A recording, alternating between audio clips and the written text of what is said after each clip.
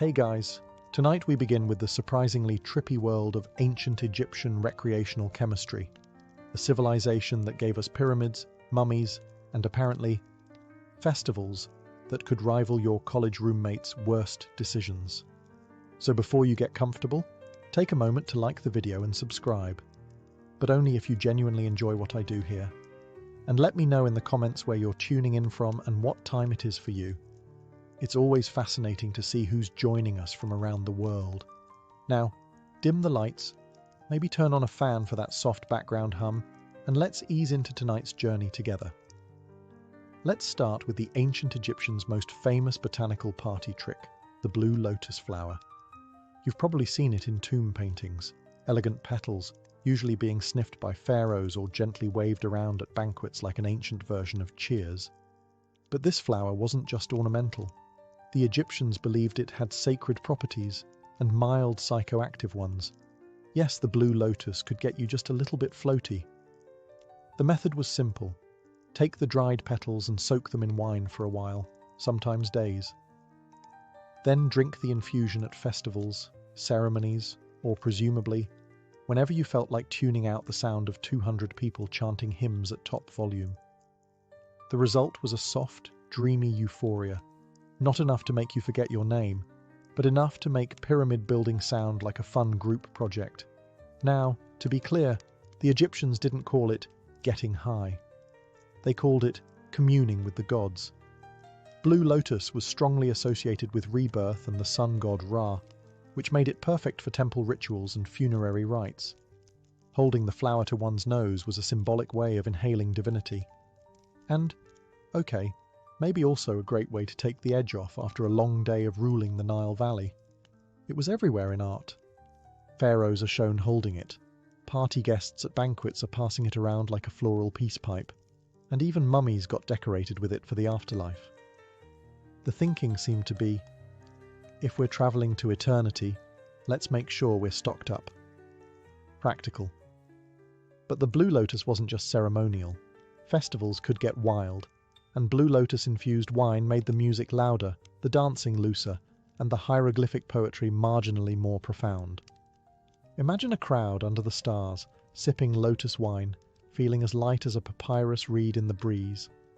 For the ancient Egyptians, that was spiritual fulfillment, and also a very good night. There are religious holidays, and then there's the Feast of Drunkenness, the ancient Egyptian equivalent of saying, let's black out in honor of not dying. Subtle name? No. Accurate? Extremely. This annual celebration revolved around the goddess Hathor, who, according to myth, was once sent to punish humanity. But after a bloody spree that would make any disaster movie blush, the gods decided humanity had maybe learned its lesson. So they tricked her into drinking red beer that looked like blood. She passed out, woke up in a better mood, and just like that, mass extinction was narrowly avoided through alcohol poisoning. To commemorate this heroic hangover, Egyptians gathered once a year to get thoroughly obliterated. Not metaphorically, not spiritually. Literally. The goal was to drink until one entered a divine trance, which sounds poetic until you remember this often meant collapsing face first into a mud brick courtyard surrounded by strangers yelling praises between hiccups. The ritual began at dawn with music, clapping, and the ceremonial passing of drinks. Priests encouraged revelers to drink as much as your heart desires, which in this context was less of a blessing and more of a dare. Participants banged tambourines, danced in the streets, and reportedly saw the goddess, although whether that was Hathor or just the side of a clay jug is unclear. But this wasn't just chaos for chaos's sake. Well, mostly not. The idea was to honor the balance between destruction and joy, reminding everyone that even wrathful deities could be pacified with a strong enough brew. Think of it as theology meets keg stand, and importantly, this was sanctioned behavior. There were no awkward conversations the next day about what happened in the sacred grove. Getting drunk was part of the job description. If anything, not passing out was suspicious. Why aren't you spiritually elevated, Khnumhotep? Do you hate the gods? Modern scholars have described the Feast of Drunkenness as a ritual of renewal. Participants purged their fears, inhibitions, and likely their stomach contents, all in one divinely authorized party. The next day, headaches, regret, possibly a new scar shaped like Anubis, but also spiritual cleansing. Forget everything you know about beer. Ancient Egyptian beer wasn't golden, bubbly, or anything remotely resembling a beverage you'd order at a bar. It was thick, porridge-like, and alarmingly opaque, served with the kind of consistency that would confuse both your bartender and your dentist. Beer, for the Egyptians, was not just a social drink, it was practically a food group. Made from partially baked loaves of emmer bread that were soaked in water, mashed, and fermented into a chunky slurry, it resembled a soupy oatmeal more than a refreshing ale. The technical term might be liquid bread, but let's not pretend this wasn't a bowl of carbs in denial. This beer was consumed by everyone: peasants, priests, children, scribes, and anyone else trying to survive in a world where desert heat, crocodiles, and public works projects were daily concerns. It was calorically dense, slightly intoxicating, and cheaper than anything else that didn't require chasing it down with a spear. And here's the twist: beer wasn't just for sustenance. It was often intentionally altered with herbs, spices, and other curious additives, especially during festivals or religious ceremonies. Want to commune with the gods? Add some mandrake? Want to forget the priest's speech about cosmic order? Toss in a little fermented date juice and hope for the best. Of course, hygiene was a concern, but beer had an answer for that too. Water could kill you, but beer had been boiled, fermented, and spiced. It was safer than the Nile, and often more reliable than your co-workers. In terms of strength, Egyptian beer ranged from mildly numbing to, I forgot how sandals work. While the alcohol content wasn't high by modern standards, the sheer quantity consumed made up for it. Workers on state projects like pyramid building were often paid in beer, a daily ration of several litres, which means that half of ancient Egyptian labour was fueled by liquid gluten and mild intoxication. Let's talk beer. Or rather, let's talk about a viscous, beige, bread-adjacent fluid that the ancient Egyptians cheerfully called beer, and that modern brewers would call a war crime. Egyptian beer was less refreshing beverage and more fermented soup with ambition.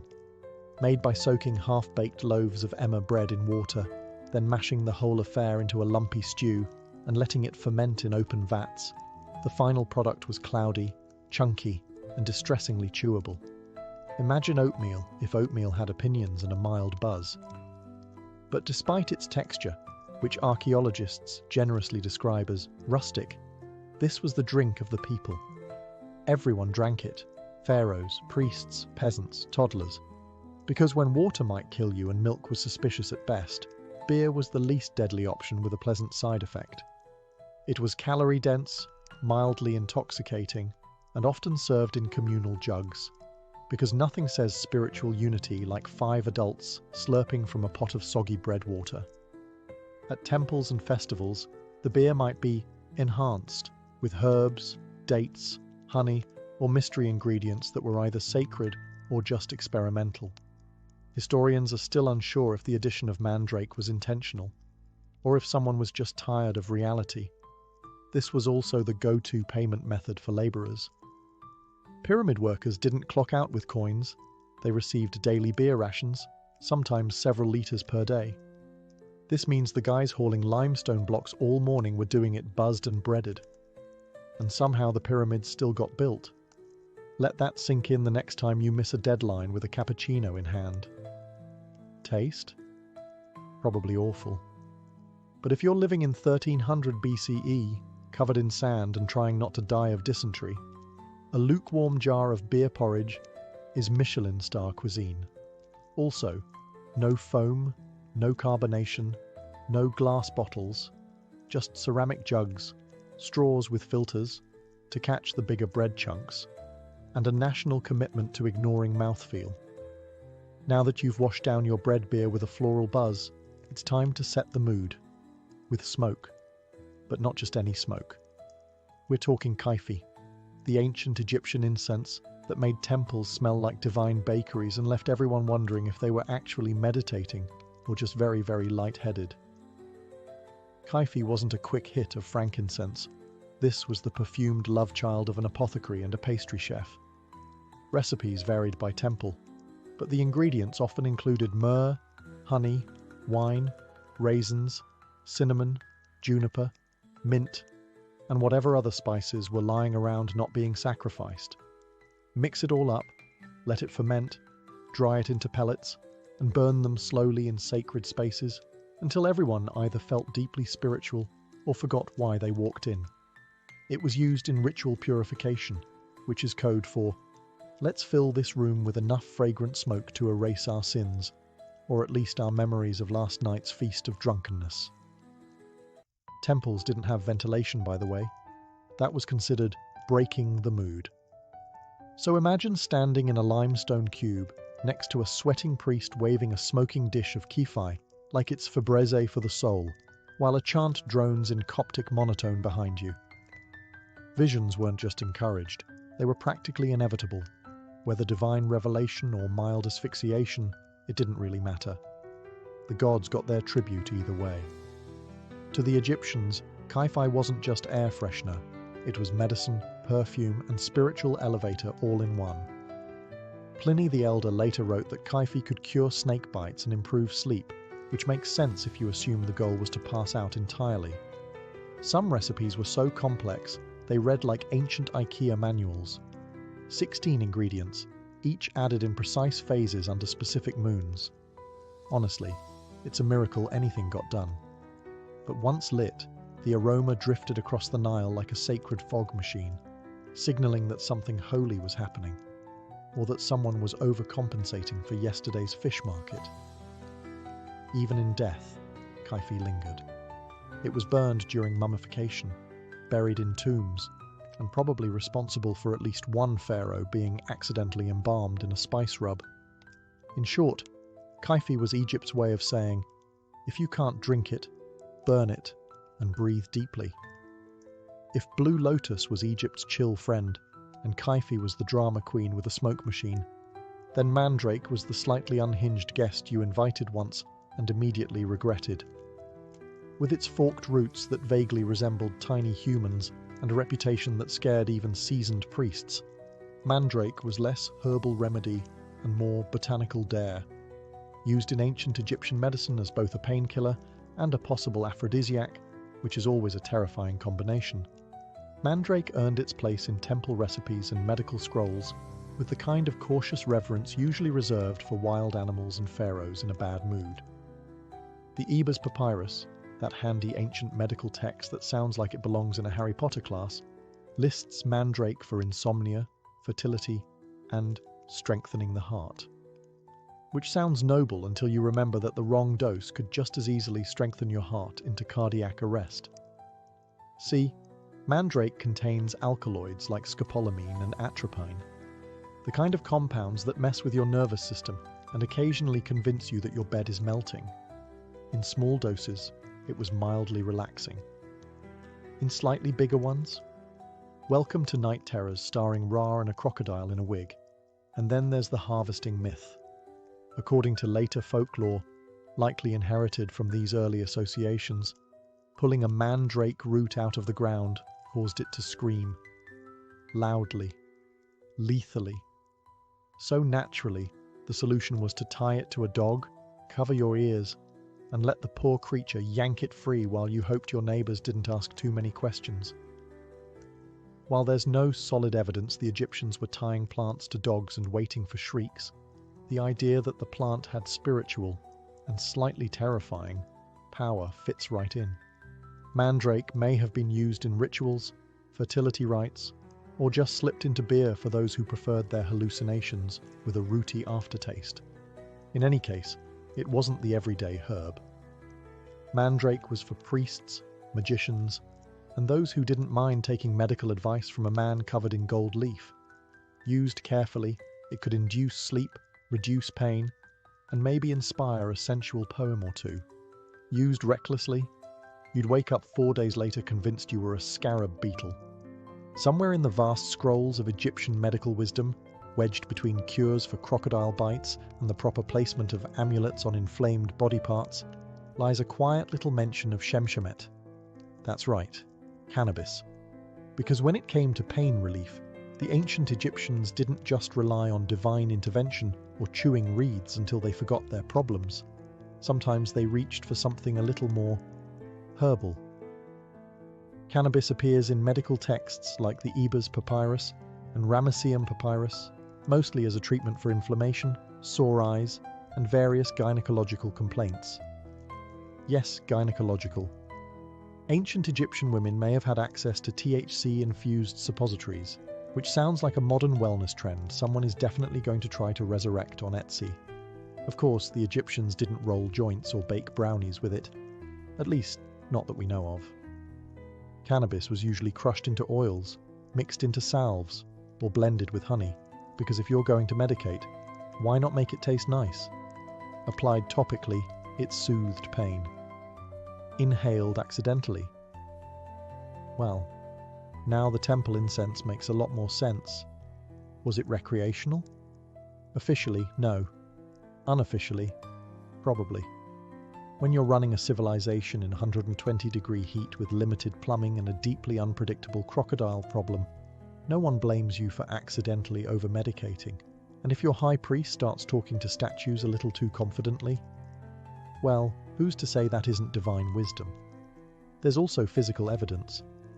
Residue analysis from mummies and burial sites has turned up trace amounts of cannabis, along with opium and nicotine, which raises either some fascinating pharmacological questions or the world's most suspicious funeral offerings. And let's not ignore the priests. These were men trained to chant for hours, interpret dreams, and stare into incense smoke until something stared back. If their rituals involved cannabis, it wasn't for giggles. It was to facilitate communication with the gods, or at the very least, with the wall. Somewhere in the dimly lit, sweet-smelling corners of the ancient Egyptian temple pharmacy, just behind the dried lizards and holy ointments, sat the opium stash. Small, wrinkled poppy pods imported from the eastern Mediterranean, tucked away like a divine secret. Because when you've got plague, pain, and pyramid-related back injuries, sometimes prayer alone doesn't cut it. Though not native to Egypt, opium poppies likely made their debut through trade with Cyprus or Crete. The Egyptians were nothing if not enthusiastic early adopters. By the time of the New Kingdom, poppies were well on their way to becoming the ancient world's go-to sedative, a medical miracle wrapped in mild addiction. Opium didn't just dull pain, it smoothed over childbirth, calmed coughs, soothed gastrointestinal rage, and made temple chants about cosmic balance feel like they actually had a beat. Administered in drinks, pills, or occasionally as suppositories, because of course, it became the pharmaceutical equivalent of saying, "Shh, don't worry about it." Naturally, it found a home in the temple medicine cabinet, that sacred shelf where healing met holy mystery. Priests, doubling as physicians, administered it during rituals and serious treatments, probably while saying things like, "This will ease the divine tension in your spleen." Whether your god was angry or your molars were, opium could calm them both. The ancient texts don't call it opium directly, of course. That would be too helpful. They reference extracts from the poppy plant, in the same vague way modern labels say natural flavors, which is never comforting. But let's not pretend this was all medicinal. There's always a blurry line between spiritual elevation and a really good nap. And for elite Egyptians, especially those being embalmed, opium might have been part of the final send-off. What better way to face the underworld than totally blissed out and blissfully unaware of the scarab beetle crawling across your nose? Like many of Egypt's sacred substances, opium was part cure, part comfort, and part controlled chaos. Used wisely, it soothed agony. Used poorly, it turned temple assistants into spaced-out background dancers.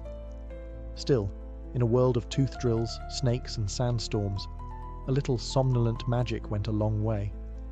Wine in ancient Egypt was a sign of sophistication, a drink of the gods, a toast to Osiris. But don't let the elegant amphorae fool you. This stuff could hit like a chariot accident, especially when it came laced with the ancient equivalent of a little something extra. Wines weren't just fermented grape juice.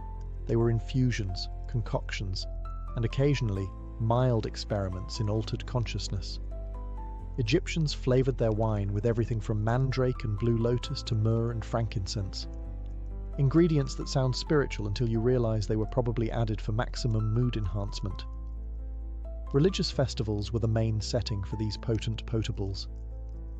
At the Feast of Drunkenness, for example, participants didn't sip wine to appreciate terroir. They chugged it to achieve metaphysical disconnection. The idea wasn't to be tipsy. It was to teeter between dimensions, possibly while dancing with a priest in a leopard skin. These spiked brews were often described in medical texts as remedies, which is how you know things were getting creative. Got a headache? Try a wine infused with fermented lotus. Sore joints? How about some frankincense-infused red, aged 2 weeks in a clay pot? Existential dread? Well, that one needed priestly supervision, and possibly a floor mat, and it wasn't just mortals enjoying this liquid therapy. The gods themselves were believed to appreciate a good spiked offering. Vats of wine were ritually poured out in temples, left as offerings in tombs, and used in ceremonies to help the divine descend into statues, or at least wobble in their general direction. Let's be clear, this wasn't your average table wine. Depending on the additives, these sacred brews could calm nerves, ease pain, or launch a midsummer banquet into full psychedelic mystery cult territory. And because everything was part of a ritual, no one could really question the dosage. If the room spun, it was spiritual. If you passed out in the lotus garden, that was divine communion. For the ancient Egyptians, wine wasn't just a beverage. It was a vehicle, one that could take you to enlightenment, to sleep, or into the arms of a very confused crocodile god. For a civilization obsessed with order, ritual, and geometry, the ancient Egyptians had a surprisingly open mind about trance states. In fact, they encouraged them, just not during accounting. These altered mental states were seen as direct channels to the divine, or at least to some deeply theatrical inner monologue. Possession, divine, not demonic, was often treated as a religious promotion, not a medical emergency. If a temple dancer started convulsing mid-routine, she wasn't rushed out by worried acolytes. She was applauded. Hathor had arrived, apparently, and had strong opinions about tambourine tempo. These trances were often achieved through a time-honored combo of repetitive drumming, rhythmic chanting, smoke inhalation, sleep deprivation, and wine with mysterious floaties in it. The result? Sudden bouts of prophecy, dramatic gasping, and the occasional unplanned floor nap. Priests and priestesses alike were trained to host gods like Airbnb guests, welcoming them into their bodies during rituals. This included changes in voice, posture, and a sudden urge to announce cryptic things while staring into a fire. In many temples, it was just another Wednesday. To outsiders, it may have looked like a mass fainting spell, but within the temple, this was how messages from the gods were delivered. Sometimes the gods advised, sometimes they scolded, sometimes they demanded more cake offerings, which says a lot about ancient theology and ancient appetites. The trance wasn't always voluntary either. There are accounts of the afflicted being taken by deities, often accompanied by shouting, shaking, and suspicious amounts of incense. Whether these were actual divine messages or simply what happens when you inhale 4 hours of Kifi smoke next to a flaming brazier is still debated. Of course, once the trance ended, the possessed party returned to normal, often looking slightly disoriented and very sweaty. The ritual concluded with applause, a sip of sacred wine, and possibly a nap behind a pillar, while someone else mopped up the sanctified drool. To modern eyes, divine possession might look like performance art meets heatstroke. But to ancient Egyptians, it was the pinnacle of religious experience, the moment when the divine broke through the sandstone barrier of reality to drop a few cryptic life tips. You'd think death would be enough to stop someone from getting invited to a party. Not in ancient Egypt. The line between the living and the dead was more of a soft suggestion, like, don't swim after eating, or maybe don't chisel hieroglyphs drunk. Egyptians didn't just respect the dead, they actively included them in social plans. This wasn't metaphorical. Families visited tombs during festivals like the beautiful Feast of the Valley, lugging baskets of food, jugs of beer, and the general vibe of a tailgate party, if the tailgate was parked in a necropolis. They'd sit outside the tomb, eat, drink, and commune with the deceased, which usually meant talking to the wall and hoping Grandma appreciated the pickled fish. Many tombs had false doors, carved portals through which the dead could receive offerings. Whether this meant spiritually or just enjoying the smell from the other side is unclear. Either way, ancient Egyptians believed the dead could still enjoy food, drink, music, and a decent bit of gossip. So naturally, they threw them parties. Music was played, incense was burned, libations were poured. Sometimes the living got drunk enough to cry, confess secrets, or accidentally sit on sacred offerings. It was like a family reunion, only with fewer arguments and slightly more embalming fluid. These gatherings weren't just acts of remembrance. They were also mutually beneficial transactions. The living fed the dead. The dead, in theory, blessed the living in return.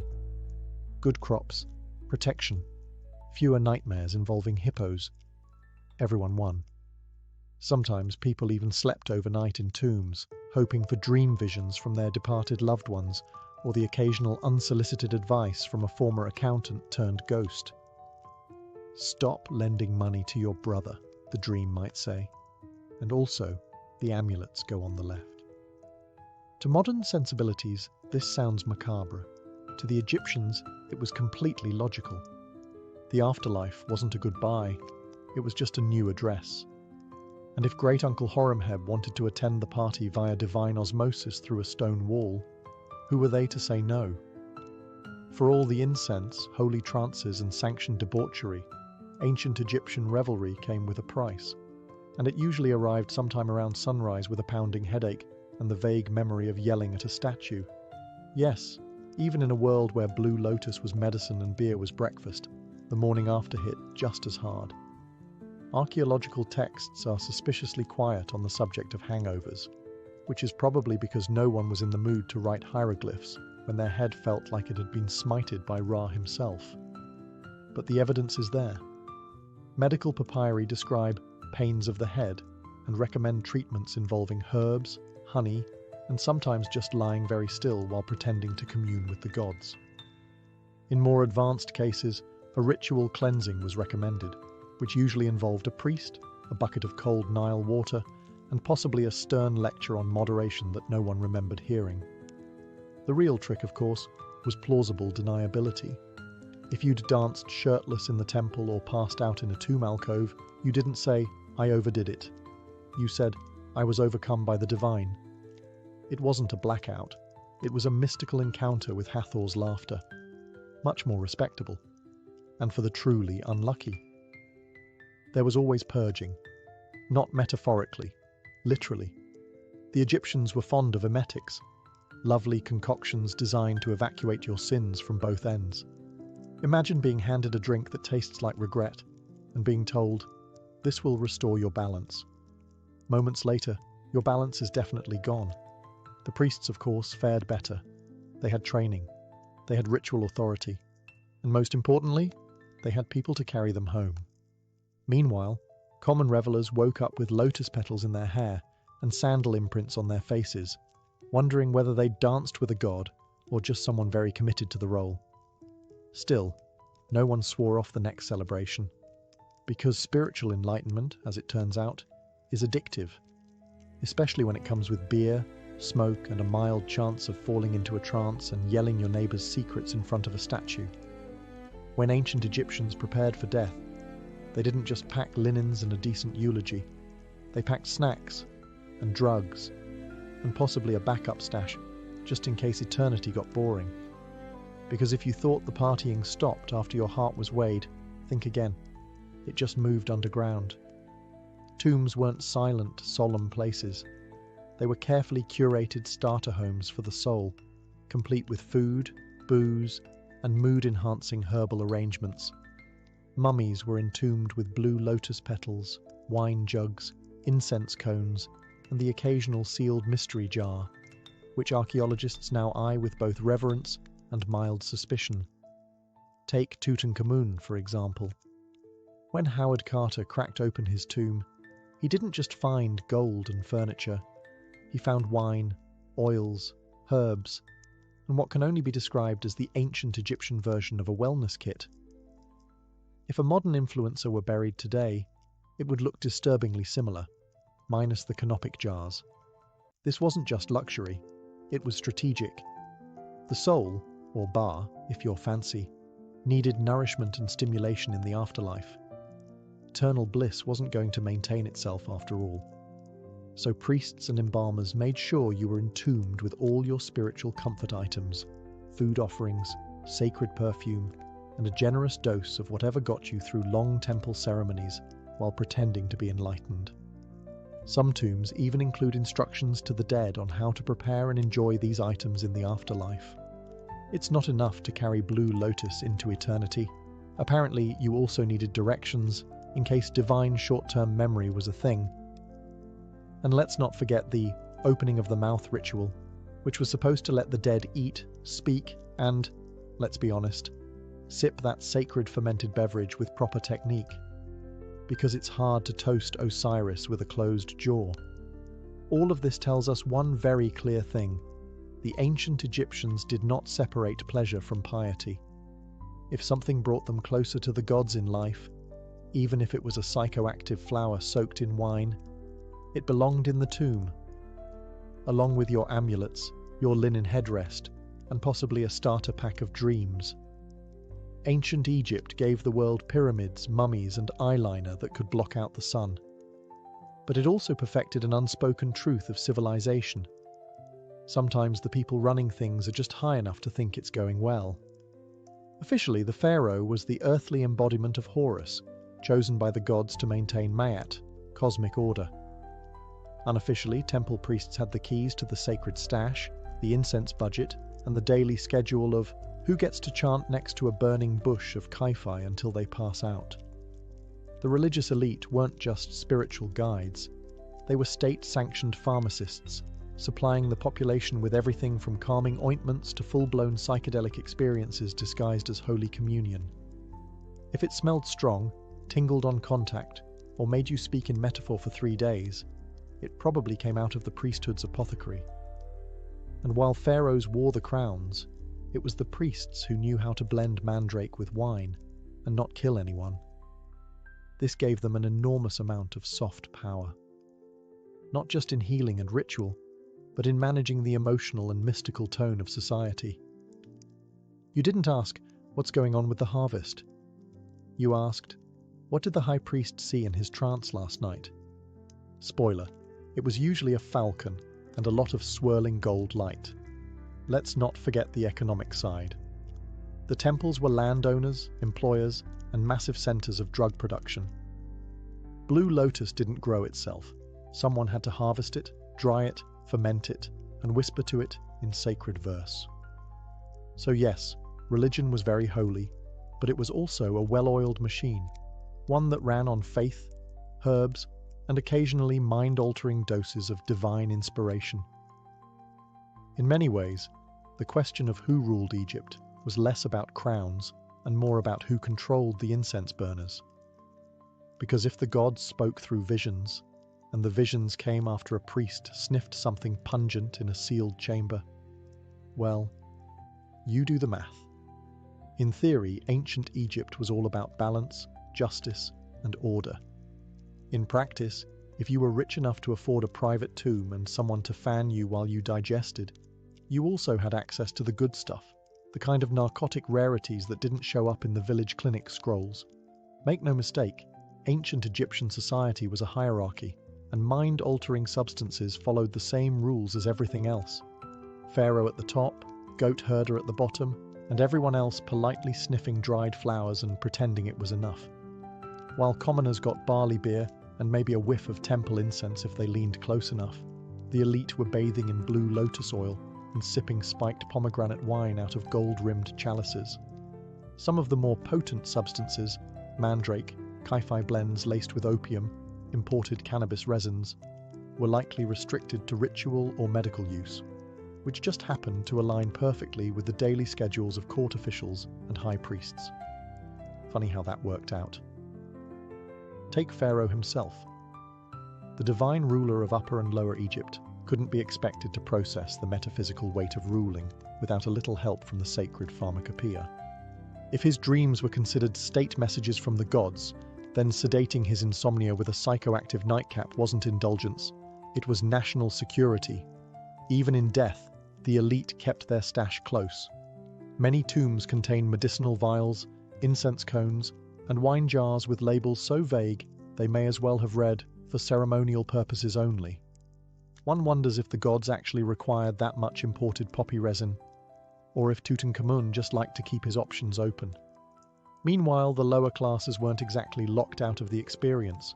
They just had to settle for the watered-down versions. Beer thick enough to chew, weak incense, and whatever passed for spiritual euphoria during an 18-hour shift building obelisks. And when someone did get their hands on a forbidden substance without a permit, that was likely called witchcraft, heresy, or a very bad day to be a field labourer. After 14 chapters of sacred snorting, divine day drinking, and hallucinogenic healthcare, one might be tempted to ask, what does all this really say about ancient Egypt? Well, for starters, it tells us they were brilliant at blending science, spirituality, and recreational chemistry into a single belief system. Pain relief and prophecy came from the same flower. Medicine and mysticism walked hand in hand, usually to the beat of a sistrum and the smell of something smouldering that definitely wasn't FDA approved. It also reveals just how much the ancients respected the power of altered states. Not as escapism, but as a legitimate way to access insight, healing, and the occasional god with an animal head and a flair for drama. Their rituals weren't just pageantry. They were controlled chemical theatre, with incense, chanting, and psychotropic tea for the cast, and the strict gatekeeping of sacred substances. That's just the ancient version of putting wellness behind a paywall. The elite had their Blue Lotus spas and imported opium. Everyone else got lukewarm beer and an eye infection. Divine enlightenment was available, but only if you could afford the luxury tomb package with optional afterlife minibar. But perhaps the most revealing takeaway is this. Humans have always wanted to feel more, see more, and know more, especially if it involves lying down in a temple and not doing chores. The ancient Egyptians weren't that different from modern humans meditating with essential oils or arguing about microdosing on podcasts. They just wore more eyeliner and took their hallucinations more seriously. So, what does this mean for us? Well, maybe that our ancestors weren't primitive drug enthusiasts or eccentric spiritualists. Maybe they were just doing their best to navigate a confusing, beautiful, often painful world, with the tools, rituals, and fragrant smoke they had. And if that journey to inner peace happened to involve wine, wildflowers, and a trance where you barked like Anubis, so be it. Florence, late 1400s. The air was thick with incense, sweat, and the perfume of crushed roses. The city was bursting with art, intellect, and political intrigue, but also a very specific kind of madness, the obsession with beauty. And not just any beauty. Renaissance beauty, the kind that meant looking like a porcelain statue, even if it killed you. Enter Sarasa, a luxurious, silky white face paint made from, you guessed it, lead. Yes, actual lead. Women across Florence, Venice, and beyond smeared this shimmering poison across their cheeks, foreheads, and décolletage to achieve that ultra-pale, ethereal look. Because in a world where tan skin meant labouring under the sun like a peasant, looking like a walking cadaver was the ultimate flex. But this wasn't just a light dusting of powder. No, Sarusa was layered on like Venetian stucco. Some women went so far as to sleep in it, refusing to wash their faces, allowing the toxic compound to literally soak into their skin. The result? A radiant, ghostly glow, right up until the sores appeared, and when they did, they just applied more lead to cover them. You know, like a Renaissance band-aid, one that guaranteed the wound would never heal. If the lead didn't get you, the mercury might. Used to treat blemishes and fade sunspots, mercury was another charming element in the Renaissance beauty arsenal. Combine that with arsenic-based tonics and vinegar face baths, and you had a full-blown chemical warfare routine, marketed as elegance. And let's not forget the classism baked into every powdered pore. Noblewomen wanted their skin to look untouched by sunlight or hardship, so the paler, the better, even if it made them anemic, delirious, or eventually dead. Looking divine came at a divine cost. But perhaps the most ironic part, the women who could afford all this toxic luxury also had access to imported perfumes from the Orient, rosewater distillations and camphor-laced tonics. They literally smelled like angels while their skin peeled off in sheets. If you had a functioning pair of eyebrows in Renaissance Florence, you clearly weren't trying hard enough. In the never-ending quest to resemble a Botticelli painting or a particularly fashionable egg, Renaissance women plucked their hairlines and eyebrows into oblivion. A high, rounded forehead was considered the epitome of beauty. The higher your forehead, the more noble and intelligent you appeared. So women willingly yanked out rows of hair from their brows and along their hairline with tweezers, rough cloth, or even seashells. This wasn't a one-time affair, it was routine maintenance, a weekly ritual of pain and precision. For stubborn hairs, women rubbed in concoctions made from walnut oil or cat dung, yes, cat dung, to thin the regrowth.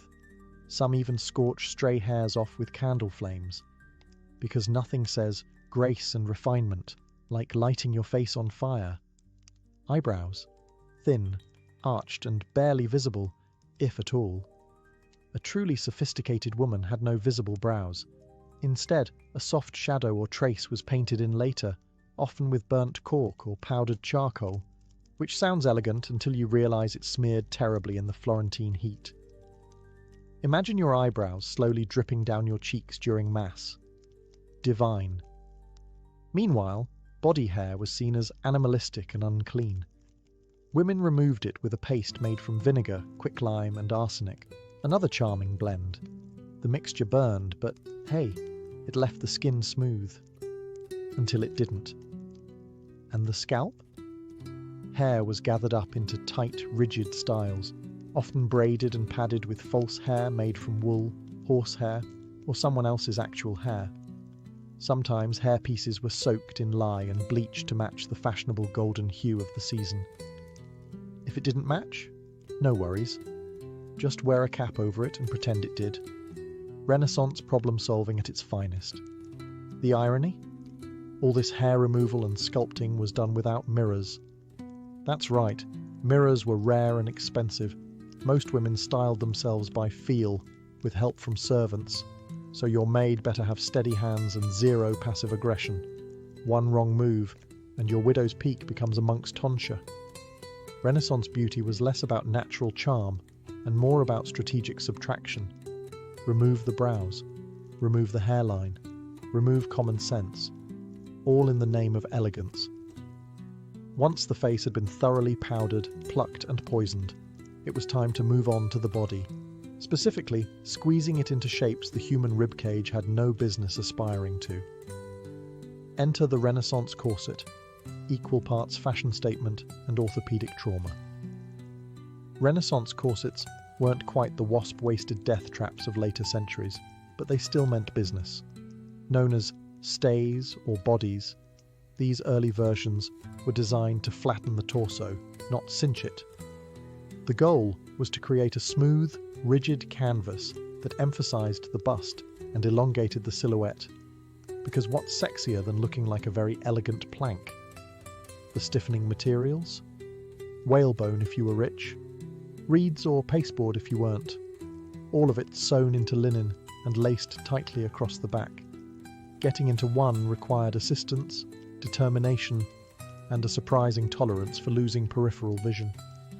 A fully dressed noblewoman was essentially an armoured artichoke, layered, spiked, and strangely delicate. And corsets weren't just about looks, they were moral statements. A straight, upright posture indicated inner virtue. Slouching, on the other hand, suggested moral laxity and possibly demonic possession. So if you were a well-bred lady, you stood straight, walked stiffly, and breathed in short, shallow gasps. Bonus points if you fainted gracefully in public. That just meant you were doing it right.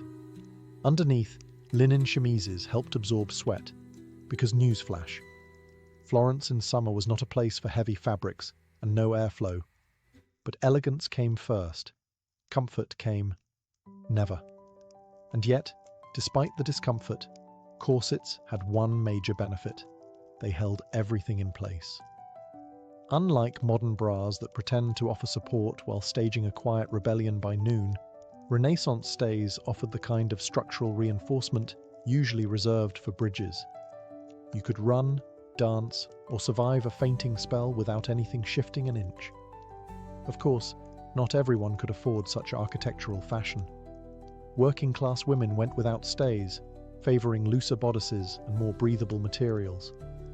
But among the elite, corsets were essential. You weren't fully dressed without one, just tragically undone. The worst part? You had to eat while wearing one. Which brings us to the next Renaissance fashion paradox: feasting like royalty, while trying not to split a seam or collapse from restricted airflow. In Renaissance Italy, beauty wasn't just skin deep. It extended all the way to the dinner table, where fashion and food had an uneasy relationship. On the one hand, noblewomen were expected to attend lavish banquets and engage in the social theatre of feasting. On the other hand, they had to do it while squeezed into a corset so tight, their internal organs were basically roommates. Meals were grand affairs. Tables groaned under the weight of roasted peacock, marzipan sculptures, and gilded fruit. But for upper-class women, actually eating was a delicate performance. You could nibble, you could sip, but you absolutely could not unhinge your jaw and go to town on a goose leg. That would have been barbaric, and potentially dangerous given the boning in your bodice. Instead, you were expected to take dainty bites, keep your back straight, and smile through the growing pressure in your ribs. Sometimes the act of sitting upright for hours and pretending to enjoy cold eel pie was enough to trigger a fainting spell, which, frankly, only added to the aesthetic. Pale, breathless, and collapsing into the arms of a handsome courtier. Très chic. Of course, this polite self-starvation had limits. Many noblewomen were secretly ravenous by the time they reached their private chambers, where they could finally remove the corset and devour a hidden stash of sweetmeats or leftover cheese. Yes, even Renaissance beauty queens had midnight snacks. They just couldn't admit it. And there were rules even for those. Certain foods were believed to affect the complexion. Cucumbers were discouraged. They made the skin watery. Wine was encouraged. It flushed the cheeks with colour. Some ladies even drank vinegar tonics to stay trim, because nothing says high fashion like ruining your gut lining. There was also the matter of digestion. In a corset, your stomach had nowhere to go. Women had to pace their eating carefully, or risk indigestion, bloating, or, God forbid, a very unladylike burp, the horror. So while men got to recline, drink heavily, and argue about Dante, women mastered the art of elegant restraint, eating just enough to seem sociable, but never enough to ruin the line of their gown. Once the face was painted, the hair plucked, the corset tightened, and the food politely nibbled, it was time to smell expensive. In Renaissance Florence, your scent wasn't just a finishing touch, it was a social weapon. A noblewoman's fragrance was as carefully curated as her lineage, and failing to smell like imported luxury was basically a scandal. The Renaissance nose had standards. Common folk might reek of garlic, goat, and existential dread, but the elite, they wafted through salons and basilicas trailing clouds of rosewater, musk, ambergris, and exotic spices. If you walked past a duchess and didn't feel mildly intoxicated by her scent, she wasn't trying hard enough. perfume was big business. Italy, especially Venice, was the European hub for distillation, but the most coveted ingredients came from farther afield. Frankincense from Arabia, myrrh from Ethiopia, cinnamon from Ceylon, and ambergris, a waxy, oddly pleasant-smelling substance from the intestines of sperm whales. It was outrageously expensive and wildly fashionable. Basically the Renaissance equivalent of dabbing yourself with designer whale bath. These perfumes weren't just for pulse points. They were soaked into gloves, stitched into dress linings, and sprayed onto handkerchiefs that ladies would flutter dramatically whenever someone less hygienic came too close, which was often. Streets were filthy. People bathed irregularly. Perfume wasn't a luxury, it was armour. And for the ambitious beauty, scent layering was essential. First came the scented bath, usually a rinse of rosewater or camphor, then a dusting of crushed violet petals, followed by an oil rubbed into the temples or wrists, and finally, a heavy mist of whatever concoction your apothecary swore would make men weep and rivals faint. Some even wore pomanders, delicate perforated orbs filled with aromatic herbs, around the neck or waist. Others dangled them from their belts, like olfactory warning bells. Approach with caution. I smell of cinnamon and judgment. But these potions weren't always benign. Some perfumes contained turpentine, or tinctures so strong they could trigger headaches, nausea, or fainting. One wrong blend and you went from seductive to insufferable. Still, the right fragrance could open doors, or at least noses. A woman who smelled divine had power. Power to entrance, distract, or just to survive a crowd of unwashed poets. If Renaissance beauty was a battlefield, then fashion was the armour, and Florence was its glittering war zone. The fabric you wore didn't just say something about you, it screamed, it sang. It flounced down the street declaring your family's wealth, your husband's rank, and whether or not you had any shame in bankrupting him for a sleeve. Velvet was the crown jewel. Imported, dyed and woven with the kind of care usually reserved for saints' relics, velvet was thick, heavy and absurdly expensive. Wearing it in summer, a true power move. You were hot, yes, but you were important. Then came brocade. Not content with mere colour, brocade brought patterns into the picture. Lions, vines, even entire religious scenes woven in gold thread. And we're not talking about subtle accents. These were gowns that could double as altarpieces. The more intricate the design, the more time and money it took, which meant the more smugly you could nod at other women's inferior sleeves. Sleeves, by the way, were detachable. A practical feature turned competitive sport. Wealthy women owned entire wardrobes of sleeves to mix and match, flaunting them like today's designer handbags. Embroidered, puffed, slashed, pearl-encrusted. Some sleeves were so elaborate they needed their own storage system. And occasionally, their own servants. Colours were coded too. Deep blues and crimsons were made with rare dyes like lapis lazuli and cochineal. Pigments so expensive they were locked away like treasure. Only the rich could afford these hues, and sumptuary laws in places like Florence tried, and failed, to restrict certain colours to the nobility. But laws are boring. Dresses were not. Even the underlayers were ornate. Chemises were trimmed with lace.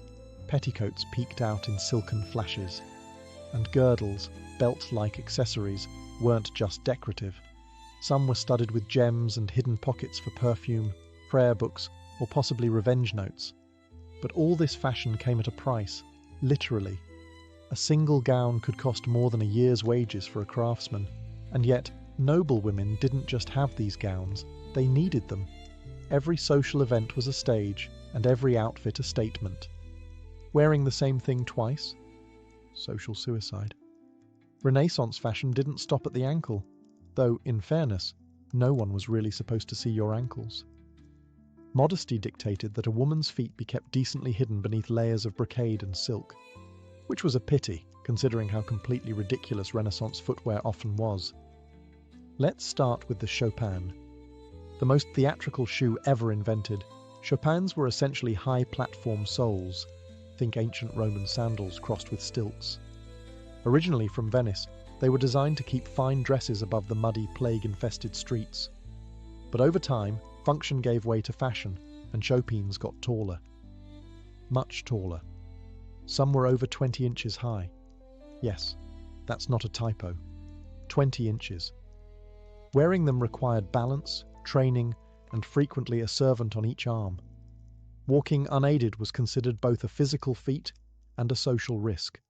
If you fell, you didn't just lose your dignity, you might take out half the wedding party with you. In Florence, chopins weren't quite as extreme, but the trend still trickled down. Wealthy women wore delicate pointed slippers, often made of velvet, embroidered with silk thread and lined with fur. These were indoor shoes. Outdoors, you wore pattens, wooden or cork platforms strapped underneath your slippers to protect them from the street. A practical solution, unless you tripped and shattered your kneecaps on cobblestones. Foot binding wasn't a thing in Renaissance Italy, but the pressure to have dainty, narrow feet absolutely was. Shoes were pointed, narrow, and not built for actual walking. But who needed to walk when you could glide from sedan chair to palace hall, leaving a trail of crushed flower petals and broken arches? And then there were the stockings. Women wore finely knit hose made of silk or wool, tied at the knee with ribbons. These ribbons were sometimes scented, because if someone caught a glimpse of your shin, you at least wanted to smell fabulous. Of course, lower-class women wore simpler shoes, sturdy leather for labour, clogs for wet work. But the noble class treated footwear like a secret weapon, unseen, impractical, and incredibly expensive. All of it reinforced a single message. Real ladies didn't walk. They floated. They glided. They suffered gracefully and in style. After hours of being powdered, plucked, laced, perfumed, stuffed, and platformed, what came next? That's right, dancing. Because nothing completes the Renaissance beauty ritual like trying to glide across a polished marble floor in 20 pounds of fabric and 2 inches of breathable lung space. Courtly dances were serious business. These weren't your carefree, tavern-style reels. No, Renaissance court dances were slow, elegant, and excruciatingly choreographed. Every step was rehearsed, every movement symbolic. The wrong foot placement could imply social ineptitude. A misstep? Scandalous. You might as well shout, "I own nothing in lapis lazuli," and run barefoot into the Arno. For noble women, dancing was a test of composure. The most popular forms, like the pavan or the galliard, required gliding in precise patterns, keeping your gaze modest, and never, under any circumstance, breathing through your mouth. That was considered undignified. Which is unfortunate, because corsets did not allow for deep breaths. Every galliard leap was a calculated gamble against passing out cold. And yet, it was crucial. A woman's grace on the dance floor was as vital to her reputation as her dowry. Parents hired dance tutors the way modern influencers hire lighting designers. You learned how to turn, how to bow, how to fan yourself just enough to be mysterious, but not so much that you looked sweaty. The goal was to radiate effortless control, even as your shoes blistered and your ribs whimpered. There was also the matter of social strategy. Dancing offered rare opportunities to interact, briefly, with eligible men. Gloved hands touched for a moment, eyes met during a bow, perfumes mingled. It was flirtation with footnotes. But say too much, move too boldly, or, heaven forbid, laugh. You risked ruining your entire aesthetic of pious elegance. Meanwhile, the background noise of every court event was a choir of judgment.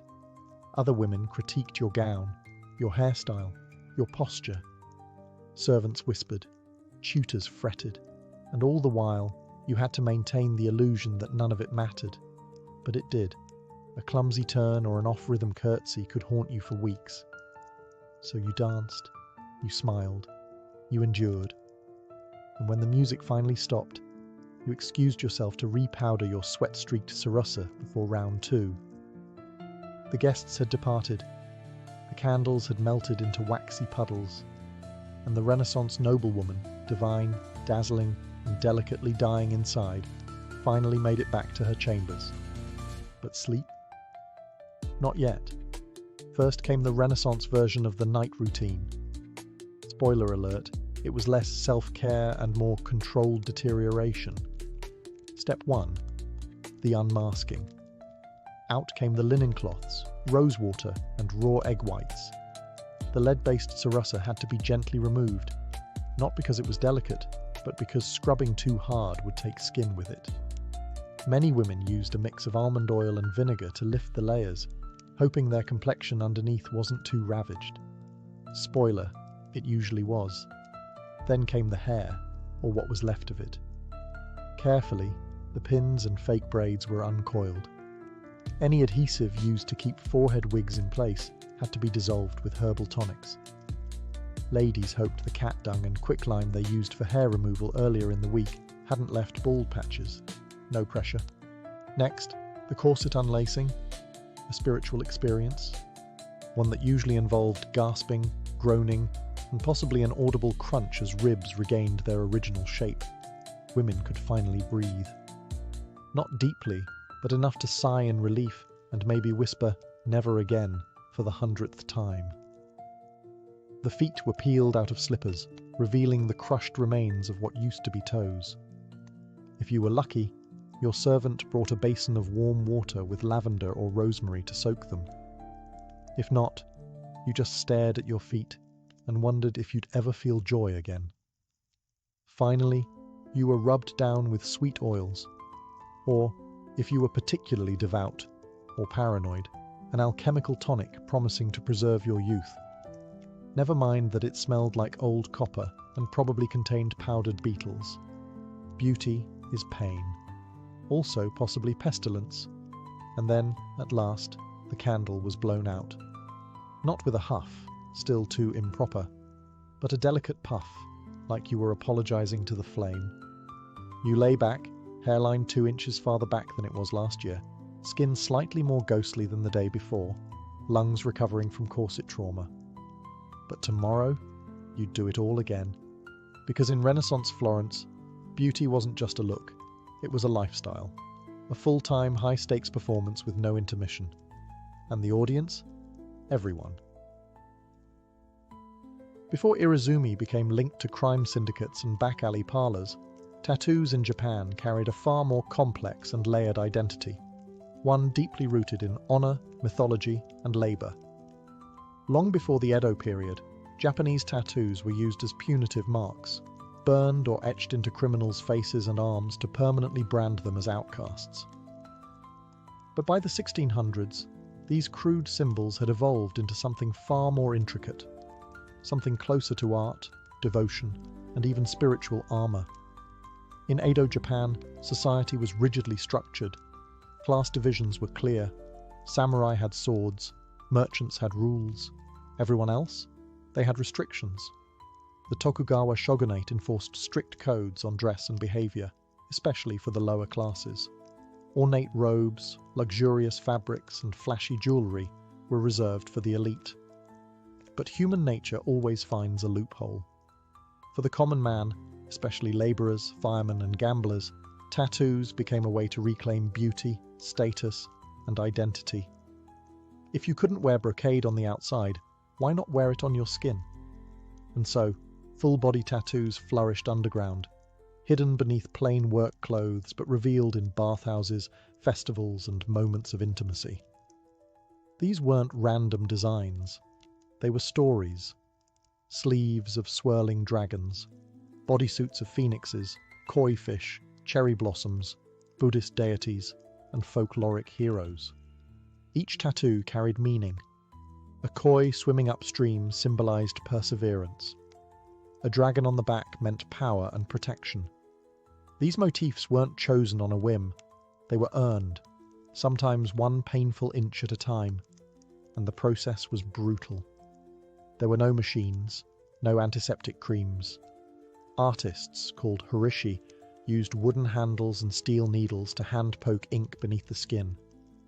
The ink was often mixed with charcoal or natural pigments, hammered in using rhythmic strikes. Sessions lasted hours, full bodysuits could take years. But the result? a living mural that turned skin into storytelling. Yet, despite their cultural richness, tattoos remained illegal for much of the Edo period. Authorities viewed them as signs of disorder, deviance, or wastefulness. And so, the art of Irezumi thrived in the shadows, respected by some, feared by others, and completely invisible to the ruling elite. In Edo period Japan, where wooden buildings were packed like kindling and open flames lit every lantern, fires were constant and devastating. The samurai might have ruled the land, but when your neighborhood caught fire, it was the fireman, Hikeishi, who saved your life. These weren't firemen as we imagine today. They didn't use hoses or wear flame-retardant suits.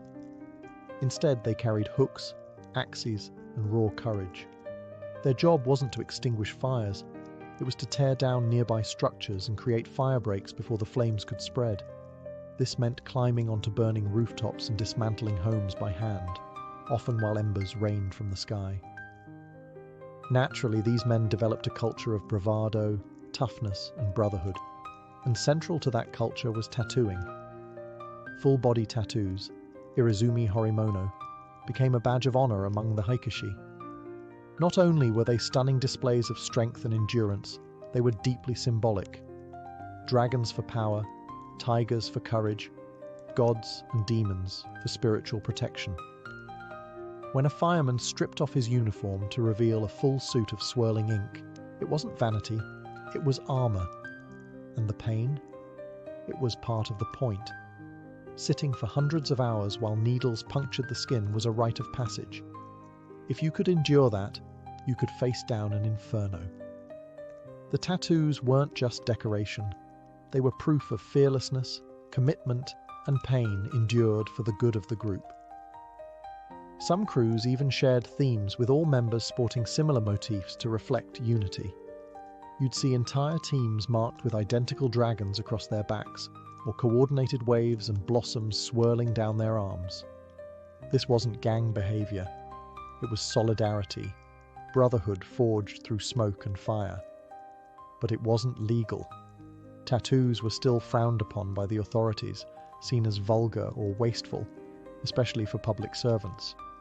So the Hikeishi wore their ink beneath their clothes, only revealed in private bathhouses or celebratory festivals, where their role as local heroes gave them a pass, at least temporarily.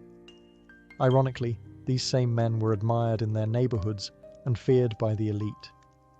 Their tattoos were marks of danger to some, of devotion to others. Beyond the fire brigades and labor crews, another group embraced the painful elegance of Irezumi, the gamblers, rogues, and thrill-seekers of Edo's underground. These were the drifters of the ukiyo, the floating world, a term that described both the pleasure quarters and the transient nature of existence itself.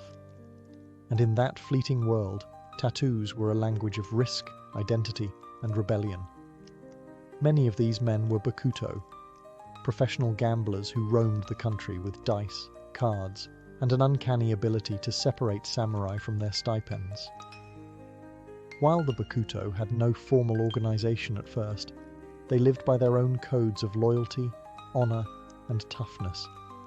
In a society that relegated them to the fringes, tattoos became a way to reclaim dignity, to turn a marginal life into one of meaning, one needle prick at a time. Their tattoos were bold, provocative, and unapologetically visible in the right settings. Peonies, fierce warriors, gods of fortune, and snakes slithered across their torsos. These weren't the quiet, contemplative inkings of monks or the civic pride of firemen. These were power statements. Visual declarations that said, "I don't follow your rules, I live by my own." Many designs referenced famous characters from Japanese folklore and kabuki theater, heroes like Sakata Kintoki, Minamoto no Yoshitsune, or even mythical rebels who challenged authority. The more outrageous the figure, the more admired the tattoo. It wasn't just skin-deep symbolism, it was branding in a society where no one handed you a name unless you fought for it. And yet, despite their outsider status, these men were crucial to the underground economy. They lent money, maintained order in red light districts, and developed early proto-yakuza structures. Their tattoos became both a badge and a warning: loyalty within, danger without. Tattooing shops flourished in this world, not always marked with signs, but known through whispers and connections. The horishi became revered figures, their work whispered about in bathhouses and behind sake counters. To be inked by a famous master was an honor. To endure the hours of stabbing pain, a show of grit. For gamblers and rogues, Irezumi was more than art. It was an identity carved in pain, proudly worn in a world that had no place for them. Though tattooing in Edo, Japan is often portrayed as a masculine tradition of laborers, firefighters, and gamblers, women also left their mark, sometimes quite literally, on this hidden world of ink. While rarely documented in official records, female tattoos existed quietly, tenderly, and rebelliously beneath the layers of silk and propriety. In many cases, these tattoos were intimate, romantic, personal. Unlike the large mythological bodysuits of their male counterparts, women's tattoos were often smaller, discreet, and emotionally charged. Lovers would tattoo each other's names on hidden parts of their bodies, inside the upper arm, on the inner thigh, near the collarbone. A gesture known as Irezumi chobun, love tattoos. A popular phrase inked onto women's skin was inochi azukemasu, meaning, I entrust you with my life. It was more than a vow. It was a declaration of emotional surrender, written in pain. Men sometimes carried similar inscriptions, showing mutual commitment beyond what any formal wedding could offer. This kind of tattooing was especially common among lovers in the ukiyo, the floating world of pleasure districts where courtesans and geisha reigned. Among high-ranking courtesans, tattoos were sometimes a tool of seduction, a small teasing mark, visible only when a robe slipped just right, became part of the mystique. It gave the illusion of intimacy, as if a client was seeing something forbidden. In reality, the tattoo may have been shared with dozens of clients, each believing it was a private secret. In other cases, tattoos signified heartbreak or betrayal. A courtesan might burn or slash a name tattooed on her body after a lover abandoned her, turning passion into scarred testimony. Some even covered these names with new ink, dragons swallowing letters, waves washing away memories. But for women outside the pleasure quarters, tattoos could also be acts of quiet rebellion. Peasant women, fisher women, or wives of tattooed men sometimes followed suit, inspired by the artistry or solidarity. Though they risked judgment, these women wore their ink privately, under their robes, as silent declarations of autonomy.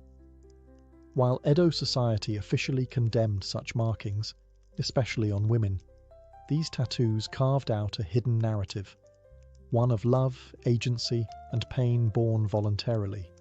A story the official histories never bothered to write down.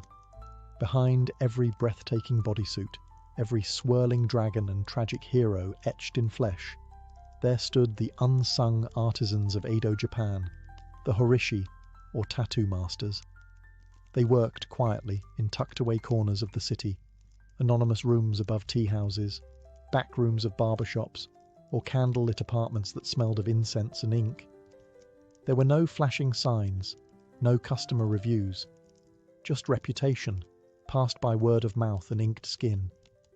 Becoming a horishi was no casual decision. It took years of training, usually through apprenticeship under a master. The tools were basic: wooden handles with clusters of steel needles at the tip, dipped into a thick black ink called sumi, made from soot and animal glue. The technique? Painstakingly slow and deeply painful. The needles were jabbed rhythmically into the skin by hand, often with a bamboo mallet. This process, called tabori, required steady hands, infinite patience, and the mental endurance of a monk. But horishi weren't just craftsmen. They were storytellers, historians, psychologists. A good tattoo master had to understand not only how to tattoo, but what to tattoo. Every design carried meaning. A cherry blossom fading into waves, the transience of life, a tiger climbing a mountain, bravery in the face of impossible odds. The client might bring a request, but the horishi would decide the placement, the balance, the soul of the piece. Clients would return over and over, sometimes for years, to complete their full suit.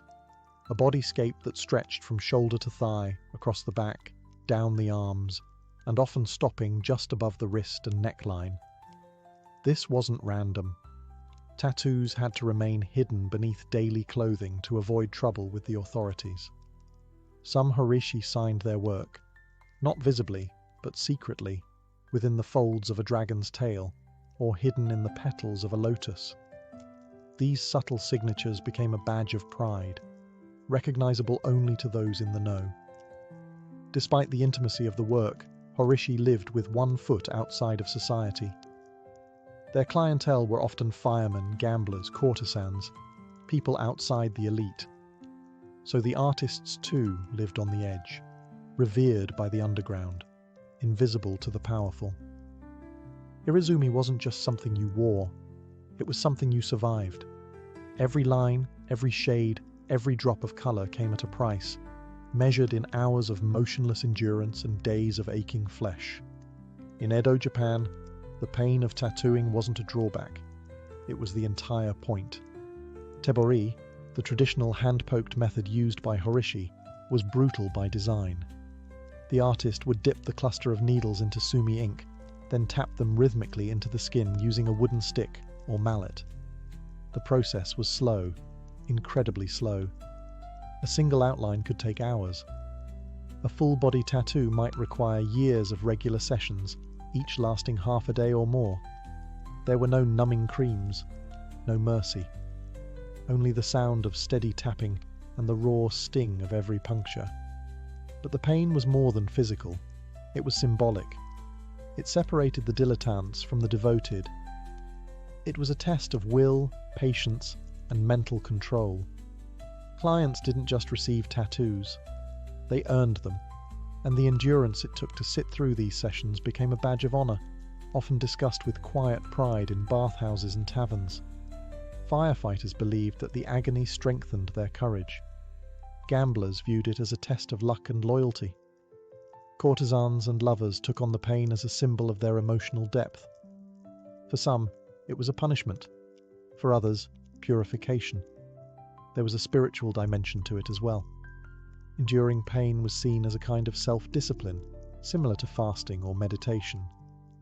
Buddhist themes were common in Irezumi, not just because of their aesthetic value, but because they reflected ideas of suffering, rebirth, and enlightenment. With each completed session, a person didn't just come closer to finishing a tattoo, they came closer to transformation. And there were rules. You couldn't flinch, you couldn't cry out. Moving too much could ruin the design or earn you a scolding from the horishi. Only the most serious clients completed their full bodysuit, known as muniwari, with a chest panel left blank to avoid shocking society if the robe fell open. In a world where the elite wore silk and status, the tattooed wore pain and permanence. Every inch of an Edo tattoo told a story. These weren't random designs picked from a menu, they were mythologies mapped onto the body. Carefully chosen symbols, each one with layered meanings, encoded in swirling ink that stretched from shoulder to ankle. For the tattooed in Edo, Japan, the body became a canvas of personal folklore. Take the koi fish, for example. It wasn't just decorative. A koi swimming upstream represented strength, determination, and the willingness to face impossible odds. According to legend, a koi that reached the top of the waterfall became a dragon. It was the perfect metaphor for a man trying to climb his way out of the lower classes, to prove something the world refused to see. Dragons were everywhere, but they weren't the fire-breathing monsters of Western myth. They were protectors, spiritual guardians, powerful, wise, and deeply tied to the forces of nature. A dragon coiling across the back wasn't meant to intimidate, it was meant to shield, a constant, unseen presence between your skin and the world. Peonies symbolized bravery with a touch of elegance, tigers stood for ferocity and resolve, waves meant life's unpredictability, demons and ghosts, warnings, cautionary tales inked into the flesh as reminders of the dangers lurking in both the physical and spiritual world. Many tattoos depicted full scenes from Chinese and Japanese folklore, battles, betrayals, divine interventions. Popular subjects included the Suikoden, a Chinese epic about 108 outlaw heroes. These stories resonated with the tattooed class: rebels, protectors, misfits who didn't quite fit into the samurai ideal, but still lived by a code. Buddhist deities were common too, particularly the wrathful ones, figures like Fudo Myu, the immovable protector. With sword in one hand and rope in the other, he bound demons and cut through ignorance. Having him tattooed on your back was like carrying a spiritual bodyguard, one who didn't mind getting violent when necessary. But not all meanings were universal. A tattoo's placement, size, and direction all mattered. A tiger climbing upward might mean ambition. Downward could suggest a warning. Even the order of when each section was tattooed said something about your journey. These symbols were sacred, private, and powerful. And in a society where words could betray you, tattoos became the most honest form of expression. As the Edo period progressed, the vibrant underground culture of Irezumi, once a secret code of honor among laborers, firemen, and gamblers, began to collide head-on with shifting social attitudes and rising paranoia from the ruling class. What was once admired in hidden bathhouses and tea houses slowly became associated with crime, deviance, and dishonor. The turning point came when the government began tightening its grip on public behavior. Tattooing, already unofficially frowned upon, started to take on a more dangerous reputation, especially as it became more visible among the bakuto, or gamblers, and other criminal groups who would eventually give rise to the modern yakuza. These men were often the only ones bold enough to wear full bodysuits openly, and as they became more organized, so did the stigma attached to their ink. Ironically, many of these same criminals had begun as outcasts from society, men who wore tattoos not to provoke fear, but to reclaim identity. But once crime syndicates began using tattoos to mark membership, territory, and loyalty, public perception shifted. The police didn't care whether your dragon symbolized courage or your koi fish meant perseverance. To them, tattoos now signaled one thing: criminality. The government responded with more bans. In the early 1800s, tattooing was officially outlawed, though enforcement varied depending on the region and who was doing the inspecting. Still, tattoo parlors went deeper underground. Horishi had to work in secret. Clients booked sessions through coded language. And artists began developing techniques to hide tattoos under layers of ink, or blend them into larger designs to confuse officials. The stigma wasn't just legal, it was social. Anyone visibly tattooed could be refused entry into public bathhouses, barred from temples, or denied marriage by respectable families. Tattooed bodies became taboo, and the art form, once a mark of bravery or spiritual symbolism, was recast as something vulgar, dangerous, even evil. But the tattoos didn't disappear. They simply went deeper, both under the skin and under the radar. For every government crackdown, there was a new design, a new hiding spot, a new client willing to endure pain for something meaningful. Irezumi didn't die. It went into hiding, like a coiled dragon, waiting. As Japan stepped into the modern age with the Meiji Restoration in 1868, the new government was eager to present the country as civilized, orderly, and most importantly, westernized. And in this new image of modern Japan, tattoos had no place. Irezumi, with all its cultural depth and underground prestige, was declared a stain. The government doubled down. Tattooing was not only criminal, it was now embarrassing, something savage, something shameful. Foreign diplomats were horrified by the elaborate bodysuits worn by Edo's working class, and Japan, desperate to be taken seriously by the West, responded by pushing tattooing deeper underground than ever before. Yet even as it was banned for Japanese citizens, tattooing curiously became a tourist attraction. British and American sailors flocked to Japanese ports and sought out horishi to take home pieces of exotic oriental body art. Ironically, the very art form Japan sought to bury was being preserved by the very foreigners whose approval they craved. And still, the tradition didn't die. Horishi adapted. They changed their clientele, moved their studios further into secrecy, and kept the Tibori method alive. Master-apprentice lineages survived in whispers. The techniques, symbolism, and tools were passed down carefully, often within families or tightly knit artistic circles. In the 20th century, Irezumi became deeply entangled with the Yakuza. The full bodysuit, hidden beneath business suits, became a symbol of loyalty and fear within the criminal underworld. Once again, tattoos were about pain, honor, and secrecy, but this time without the folkloric grace of Edo firemen or mythological koi.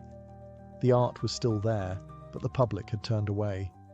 Even today, the legacy of that stigma lingers. Despite modern interest in tattoo culture worldwide, Japan still views tattoos with suspicion. Public baths, gyms, and even some beaches ban tattooed individuals. The fear of criminal association endures, even when the ink is harmless. But times are shifting. Young Japanese artists are reclaiming Irezumi, not as rebellion, but as heritage. Museums are preserving ancient designs. Art lovers and historians are finally acknowledging the craftsmanship. And a new generation is asking, why should we be ashamed of our own skin? In a culture built on layers, of robes, of meaning, of silence, Irezumi remains the most honest expression Japan ever tried to hide. In Renaissance Europe, discussing sex openly was taboo, unless, of course, you were doing it through a thick Latin manuscript wrapped in religious guilt and printed under church supervision. Enter the marriage manual, a strange genre of literature where theologians, monks, and celibate scholars explained how good Christians were supposed to get busy, solely for the purpose of procreation, naturally. These manuals were less 50 Shades and more 46 Permissible Positions for the Glory of God. Titles like De Matrimonio or The Book of the Family disguised what they really were. Deeply detailed guides on when, how, and why married couples could engage in sexual activity, complete with diagrams, calendars, and lists of forbidden days. Spoiler, there were a lot of forbidden days. Sex on Sundays? Sinful. Feast days? Absolutely not. During Lent? God forbid. In fact, there were roughly 180 days a year when marital intimacy was prohibited. Combine that with the fear of damnation and the local priest snooping around, and it's a wonder Renaissance Europe ever managed to reproduce. These guides also gave advice on the proper mindset during intercourse. Joy was suspicious. Passion was risky. Love was fine, as long as it didn't make you too enthusiastic. Women were encouraged to be submissive and silent, and men were warned not to let their desire burn too brightly. Basically, the goal was spiritual union, with just enough physical action to make a baby and nothing else. But despite the dry language, these books were wildly popular, especially among clergy. Some manuals even had sections explaining which sexual positions were natural versus unnatural. Missionary was divine. Anything else was basically flirting with excommunication. Of course, educated Renaissance readers knew how to read between the lines. These books were some of the only texts that acknowledged sex at all, so people devoured them, not necessarily for pious reasons. A marriage manual on your shelf was totally acceptable. What you highlighted in it was your business. Ironically, the strict moral codes these books promoted only made people more curious about what lay beyond them. Which is why, right next to the marriage guides, another kind of book began to circulate, less holy, more illustrated. On the surface, they were scientific marvels, detailed anatomical treatises, often illustrated by respected artists and backed by university scholars. But for anyone with half an imagination and a locked drawer, these books had a certain extracurricular appeal, especially when the female form was involved. The Renaissance saw an explosion of interest in human anatomy, thanks to dissection being legalized in certain regions and artists like Leonardo da Vinci pushing the boundaries of scientific observation. Texts like De Humani Corporis Fabrica by Andreas Vesalius were considered groundbreaking medical references. They were also, whether intentionally or not, kind of steamy. Why? Because they showed women naked, in exquisite, clinical, full-body detail. Breasts, hips, genitalia, nothing was omitted. And while the official purpose was to educate, let's just say not every reader was there for the lymphatic system. These images were often presented with artistic flair. One particularly infamous edition of an anatomical book showed a nude woman, gracefully reclining as if in a Botticelli painting, except her chest cavity was flayed open like a diagram in a butcher's manual. It was both horrifying and oddly sensual. The body as art, the body as science, and for some, the body as entertainment. Since pornography was strictly banned by the church, these illustrations slipped through the moral net under the guise of medical necessity. A young man caught with a suggestive woodcut from a medical book could simply shrug and claim he was pursuing his studies. The fact that the page was dog-eared and mysteriously thumb-worn, irrelevant. Some printers even leaned into the dual appeal. Certain editions were produced with extra attention to the female form, featuring idealized nudes that blended anatomy with eroticism. A sort of Renaissance loophole. If you wanted to look at naked people, all you had to do was pretend to care about the spleen. And these weren't back-alley publications. They were printed by respected presses, collected in university libraries, and cited by physicians. But between the dry Latin and muscle diagrams, there was just enough soft-core temptation to keep readers flipping pages with slightly more enthusiasm than necessary. Of course, not all forbidden books were pretending to be scientific. Some didn't even bother to hide it. By the mid-Renaissance, a new kind of book began appearing in private collections, ones that didn't bother with anatomical dissection or theological loopholes. These were full-blown love manuals, half etiquette guide, half soft seduction playbook. They were written for the well-bred nobleman or lady who wanted to flirt without falling directly into hell. Unlike the dry, rule-bound marriage manuals sanctioned by the church, love manuals revelled in ambiguity. They walked a thin line, offering tips on courtship, letter writing, and romantic speech, all under the pretense of cultivating refined behaviour. But between the lines, they dripped with innuendo. These books taught the art of the glance, the science of sighing in someone's direction, the importance of hand placement during a slow court dance. They offered sample dialogues, thinly disguised pickup lines, for situations like encountering a duchess in a garden, or complimenting a lady's lute playing without offending her chaperone. One popular genre was the epistolary romance, collections of fictional love letters between imaginary nobles, usually with names like Count Lorenzo and Lady Fiorella. These were meant to model virtuous behaviour, but many letters veered suspiciously close to fantasy. You could practically hear the bodices tightening and the gloves slowly coming off. Some of these manuals even included miniature poems and riddles, just enough to feel cultured, just vague enough to be interpreted as scandalous. The Renaissance reader loved double meanings, and love manuals delivered them in elegant, rhyming couplets. And let's not forget the advice on grooming. One manual suggested men keep their fingernails clean and teeth white, so that a woman when kissed feels neither scratched nor offended.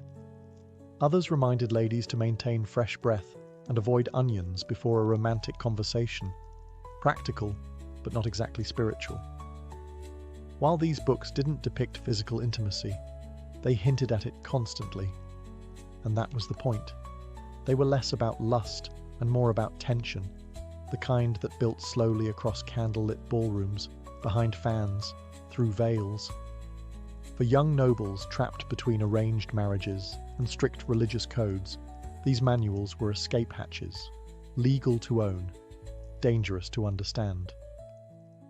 While the church cracked down on sin and scholars argued about virtue, some Renaissance readers were stashing ancient Roman poetry under their pillows, and not the kind Cicero would have approved of. Ovid's Ars Amatoria, The Art of Love, was one of the most widely circulated forbidden texts of the Renaissance. Technically a Roman classic, it offered a step-by-step guide to seduction, from spotting a lover at the theatre to how to feign jealousy just enough to keep things spicy. It was witty, elegant, and totally immoral by church standards. Naturally, it was extremely popular. Educated men, and some very determined women, kept copies of Ovid hidden behind Bibles or bound in blank covers to pass unnoticed. Marginalia in some surviving copies includes notes like, "Try this at Carnival" and "Worked on Cecilia," because who said Latin had to be boring? Then there was The Golden Ass by Apuleius, a novel that slipped under the radar thanks to its mythological storyline, but included vivid scenes of transformation, lust, and the occasional talking donkey. It was technically a spiritual allegory. It was also erotica with a toga on. Even more daring were translations of Greek and Arabic love poetry, many of which emphasized sensual pleasure as a path to enlightenment. Renaissance Italy had a taste for the exotic, and Arabic texts, like those inspired by the Perfume Garden, circulated in small elite circles. These weren't openly sold, but if you had the right connections and enough gold, a copy might find its way to your study. Booksellers knew how to play the game. Officially, their shops were stocked with theology and grammar. Unofficially, a wink and a discreet coin could earn you access to a locked cabinet labelled Medical Curiosities or Private Readings. The church called it sinful. The merchants called it good business. Some nobles even commissioned illuminated manuscripts of these works, decorated with gold leaf, cherubs, and occasionally very detailed illustrations of things cherubs should not be watching. These books weren't just read, they were experienced, passed around at salons, whispered about at masquerades, banned by bishops, quoted by poets. And while everyone pretended they'd only read them for the Latin practice, the truth was obvious. For all the secret reading and scandalous giggling behind lace fans, the Renaissance wasn't a safe haven for literary freedom, especially not when the Inquisition was watching, and in Italy it always was.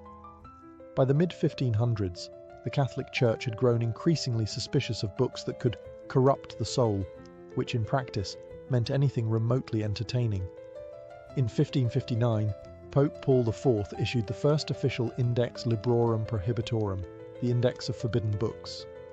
It was exactly what it sounded like, a hit list of texts deemed too dangerous, heretical, or, God forbid, titillating. The list included everything from Protestant theology to astrology manuals, but buried among them were treatises on love, anatomy, and even poetry. Ovid, banned. Boccaccio's Decameron, banned. Anything by Erasmus that even hinted at individual thought, double banned. The church wasn't just trying to save souls, it was sanitizing the entire intellectual bloodstream. Possessing a forbidden book didn't just mean a slap on the wrist. If you were a printer, merchant, or noble caught with one, you risked public penance, house searches, confiscation, and even imprisonment. More than one scholar found himself summoned to explain why he had a Latin copy of The Art of Love tucked between Aristotle and Aquinas. But the funny thing about banning books is that it usually makes them more desirable. Underground markets thrived.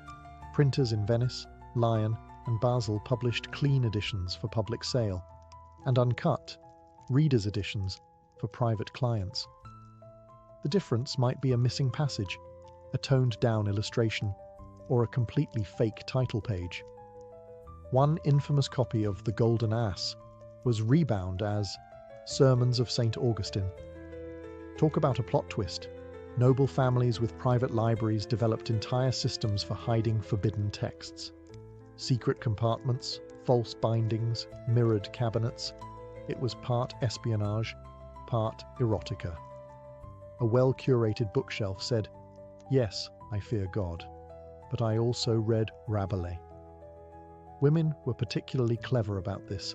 Since they were less likely to be targeted as intellectual threats, they often acted as literary couriers, borrowing, copying, and circulating books under the pretense of devotional reading.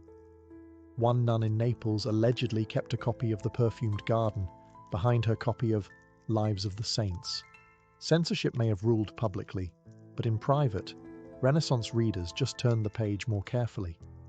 Behind convent walls, away from the judgmental eyes of society and the ever-looming index of forbidden books, Renaissance nuns had access to their own libraries, and some of them were anything but holy. While convents were often seen as bastions of chastity and devotion, the truth was more complicated. These were also places of literacy, intellectual curiosity, and yes, suppressed desire. Many young women entered religious life not by choice, but by family arrangement. Too expensive to marry off? Send her to the nuns? Too outspoken? Cloister her. The result? A generation of women who were highly educated, forcibly celibate, and bored out of their minds. Enter the convent library. On the surface, these collections were pious and respectable. Saints' lives, theological commentaries, devotional poetry. But dig deeper, and you'd find marginalia scrawled in the corners, entire passages underlined with suspicious enthusiasm, and in some cases, handwritten copies of banned love poetry tucked discreetly between prayer books. One nun in Ferrara was famously reprimanded for translating Ovid's Amores into the vernacular, allegedly for educational purposes. Others wrote their own verses, coded, melancholic, and often steeped in longing. Scholars today suspect that some of the most passionate Renaissance sonnets, attributed to anonymous courtly ladies, were actually penned by cloistered women using writing as a kind of romantic escape hatch. And it wasn't just poetry. Some convents had copies of anatomical treatises, ostensibly for medical knowledge, since nuns often acted as nurses. But as we've seen, anatomy books were rarely just about medicine. One abbess in Florence even petitioned to keep her convent's illustrated anatomy manual on the grounds that it helps the younger sisters understand temptation, which is a very creative interpretation. Of course, the church tried to regulate what was read behind those walls, but literacy meant autonomy, and autonomy meant subversion. Forbidden texts circulated quietly between trusted hands. Pages were memorized, copied, passed along with coded bookmarks. The scent of ink and vellum became, for some, more intoxicating than incense. In the silence of evening, after vespers and confession, a young nun might light a candle and open a worn book, not of scripture, but of something warmer. A poem, a story, a stolen fragment of a world she'd never touch, but could still imagine. Because sometimes, the most forbidden books weren't about lust. They were about freedom. Not all forbidden books were kept in libraries or chained to monastery shelves. Some were hidden in aprons, buried under floorboards, or whispered from memory in back-alley markets. These weren't printed by respected presses or debated in salons. These were the other Renaissance texts, the magical ones. Handwritten grimoires, herb manuals, and charm books passed between midwives, herbalists, and women who were definitely not calling themselves witches, but everyone else was. Love was power, and power, especially when exercised by a woman, was dangerous. That's why love spells were among the most feared and popular forms of forbidden knowledge. Renaissance charm books often included instructions on how to win affection, cause obsession, or rekindle a cold marriage. A strand of hair, a cup of wine, a muttered phrase beneath the full moon. It wasn't theology, it was folk science. And it worked, or at least it felt like it did. One famous spellbook from southern Italy included a ritual for ensuring fidelity. Sew a pinch of dried basil into your lover's doublet, whisper their name 3 times, and sprinkle rose water on their pillow. If they dreamed of you that night, the magic had taken hold. If they didn't, well, there were stronger measures. Aphrodisiacs were another staple of these underground texts. Recipes blended Renaissance botany with medieval imagination. Cinnamon, anise, ground oysters, mandrake root. Sometimes effective, sometimes toxic. One apothecary's manual cheerfully recommended a mixture of honey, wine, and powdered stag antler to awaken the fires of Venus. He failed to mention the violent nosebleeds. Men were curious, but women were the primary readers and keepers of these texts. Many passed recipes and rituals from mother to daughter, especially in rural areas where priests visited infrequently and midwives handled everything from birth to heartbreak. But owning such a book was a gamble. The Inquisition didn't look kindly on women with too much knowledge, and a love spell was just a witch trial waiting to happen. So pages were hidden, burned, or disguised as herbal journals. You could be an herbalist on Tuesday and a heretic by Thursday, depending on what someone saw or imagined. By the late Renaissance, the printing press had changed everything. Books were no longer handcrafted treasures for the elite. They were commodities. And while Gutenberg may have started with Bibles, it wasn't long before printers discovered a far more lucrative market: desire. Venice became the capital of this quiet revolution. It had the perfect mix of wealth, lenient censors, and a healthy appetite for vice. Hidden behind religious tracts and scholarly commentaries, small, privately circulated books began to appear. Books that weren't coy about their contents. They didn't pretend to be anatomy manuals. They didn't disguise poetry as devotion. These were explicit, illustrated, and ready to shock. One of the most infamous of these was I Modi, translated as The Positions. Originally created by engraver Marcantonio Raimondi, with illustrations by Giulio Romano, it depicted 16 scenes of explicit intimacy. Each engraving was paired with poetic verses by Pietro Aretino, whose sharp wit and even sharper tongue earned him a reputation as the Renaissance's first pornographer. Needless to say, the church was not amused. I Modi was immediately banned, plates were seized, copies destroyed.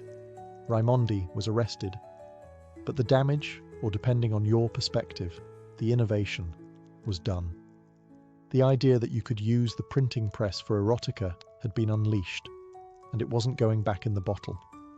Underground presses sprang up across Europe, printing slim volumes of love poetry, scandalous tales, and sometimes outright smut. These weren't mass-produced. Copies were expensive, meant for wealthy patrons with a taste for the forbidden. Some were even commissioned privately, with content tailored to the buyer's fantasy. Think of it as custom Renaissance fan fiction. Printers developed clever tricks to avoid detection. Fake title pages, false publishing locations, printed in Constantinople, or Latin phrases that made the books look like harmless philosophy. In reality, they were often illustrated with woodcuts or copper engravings that made anatomy textbooks look tame. For the right price, you could have a book that thrilled, amused, or shocked, without ever admitting you owned it. Many nobles kept theirs in cabinets with special keys. Some had bindings that, when shelved, looked like dictionaries or psalters. The printing press didn't just democratize knowledge, it made lust portable. And with every new title, Renaissance readers got one step closer to something revolutionary: pleasure without permission. By the end of the Renaissance, the line between education, entertainment, and seduction had blurred beyond recognition. What began as anatomical curiosity or theological instruction had transformed into a secret bookshelf of longing, one that crossed gender, class, and even religious boundaries. And that's precisely what made it so dangerous. To the church, these books represented moral decay. To scholars, they were intellectual experiments. But to the people actually reading them, noble women, students, nuns, even merchants, they were something else entirely: power. Not the kind won on a battlefield or in a courtroom, but the quieter, more subversive kind that starts in the margins of a book. In an age where women's bodies were controlled, their voices silenced, and their desires shamed, these books offered an alternative script, a place where love wasn't always arranged, where pleasure could be named, and where curiosity didn't have to be confessed in Latin. Whether it was a love spell hidden in a herb manual, a censored sonnet copied by hand, or a banned poem read by candlelight, each was a rebellion in disguise. And let's not forget the men. For all the public bravado and church-sponsored guilt, they were buying these books too. Philosophers who debated virtue by day might go home and read The Golden Ass with a glass of wine. Priests who condemned lust from the pulpit sometimes kept a copy of Ovid tucked beneath their cassocks. Human nature, after all, has always been good at compartmentalizing. The forbidden bookshelf wasn't just a Renaissance quirk, it was a reflection of a world wrestling with change,